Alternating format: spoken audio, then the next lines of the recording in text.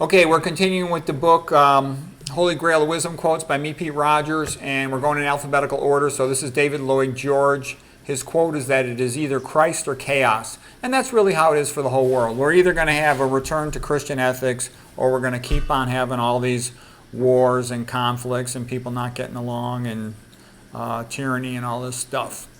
Okay, Henry George. The press rules the people and capital rules the press. So basically, public opinion and all the dumb people, which is most people, is shaped by, mainstream media, and big money controls that. So big money controls what the average person thinks. Artemis Ward, the press is the Archimedean lever which moves the world.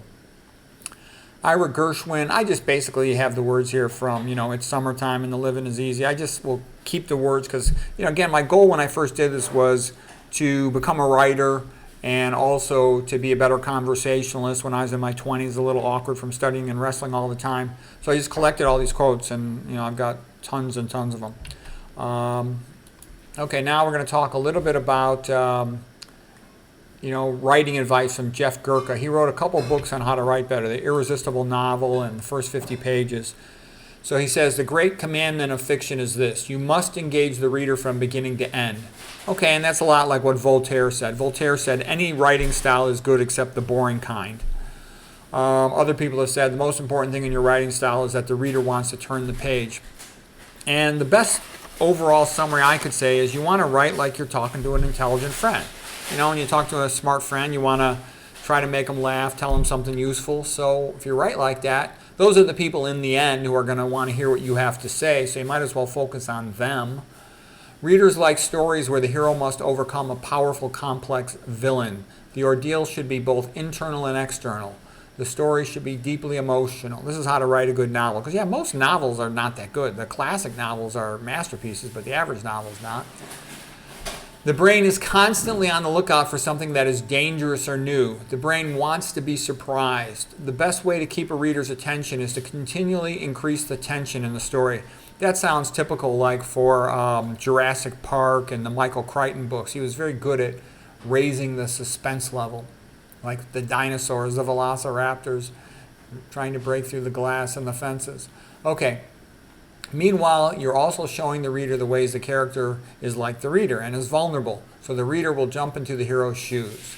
The thing that rocked my convictions about fiction was the repeated evidence that best-selling novels could break every single rule I had ever found essential and violate every writing technique I had found pivotal.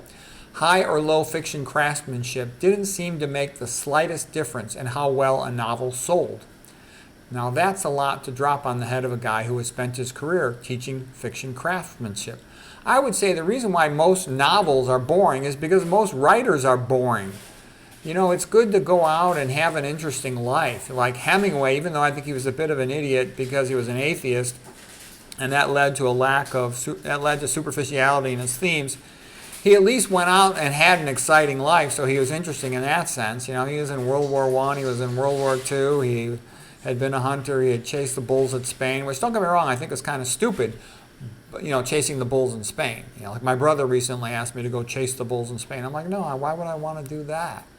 But anyways, to go out and live an interesting life, that makes you a more interesting storyteller and a more interesting writer, okay? If you want to learn how to write funny, go watch the funny comedians like Sam Kinison and Rodney Dangerfield and all the other great ones.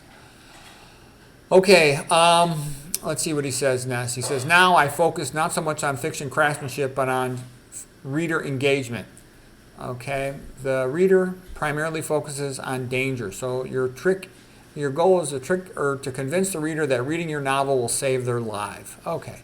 The one story the brain loves above all others is struggle. The hero must overcome obstacles.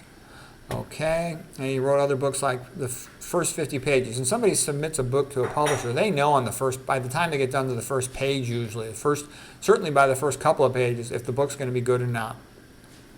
So you want to engage right away. Publisher cares about whether they can make money selling a book. So to sell a book that's going to make money, the author has to be famous, or the author has to be promoted by somebody who has a lot of big money. So if the author doesn't have some type of internet, social media platform, they're never going to, unless some big money is behind the book, is it ever going to, become well known? Bookstores are dying, and that's unfortunate. Sort of like Amazon's the big bookseller. It would be nice if there were more bookstores and whatnot. It's also kind of depressing when you drive through these towns. What do you see? Endless laundromats, drugstores, cigarette stores, convenience marts. There's not that, you hardly ever see a bookstore except in the richest of the richest neighborhoods. Okay, like he said, bookstores are dying, and that means traditional publishers are dying. You can self-publish a book for free on Amazon or other self-publishing platforms, and that's a nice thing to do.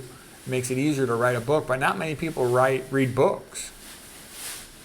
The opening line in the book must be special. Funny is good. Profoundly helpful is good. Surprise is good.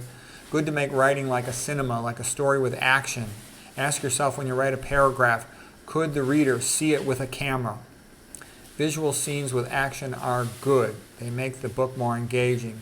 It can be helpful to have a dumb character who asks lots of questions. This provides an opportunity to share the backstory, give other information, comedy, dialogue, and gives the lead character a chance to speak out loud. The protagonist should be likable and vulnerable with setbacks. They should have a goal and obstacles, fail at something big but not give up. Being brave helps others, stands up for others. Quest journey. Okay, so this is all like the Joseph Campbell hero's journey. Okay, and so it's pretty much of a standard format for popular movies. But, in the end, they have to have something unique to say, otherwise it's going to be boring or superficial. That's why, Gone with the Wind was so magnificent, because it told the story of the Civil War from the point of view of the South, which hadn't been done on a big format before that. Other magnificent books, Christmas Carol, classic, Les Miserables, Victor Hugo, Hunchback of Notre Dame, Victor Hugo, Brothers Karamazov, Dostoevsky, The Scarlet Letter, Nathaniel Hawthorne, all this great stuff. Don Quixote. Okay, what else does he say? Charlie Brown is likable as he fails socially. A person who stands by their personal code in the face of setbacks and pressure is likable. The protagonist's entry into the story should be dramatic, like James Bond when it enters a movie doing something wild, like parachuting out of a plane and skiing down a mountain or something like that. Good to have a romantic interest. You can show the hero transformed by positive change, like, after The Mentor or whatever, an inciting event. Okay, so I just sort of was listening to some of the things at the time I was thinking about writing a book. I haven't ever written a fiction novel. My one book, A Tale of Two Toes in a Hot Tub, is sort of like a journey of a patient through the healthcare system. That's my funniest book ever written. My two funniest books I ever wrote were A Tale of Two Toes in a Hot Tub. All my doctor friends loved it. They all told me that was like the funniest medical book they ever read in their life. And then the other one a lot of people tell me they think is really funny is my Medical Reformation book. Even though that's a serious medical book, they were laughing at all the Martin Luther parodies and all that stuff. Let's see. Okay, so that's basically it. Writing advice from Jeff Gerke. He's a good, solid writer advice guy. So anyways, I hope you found that helpful.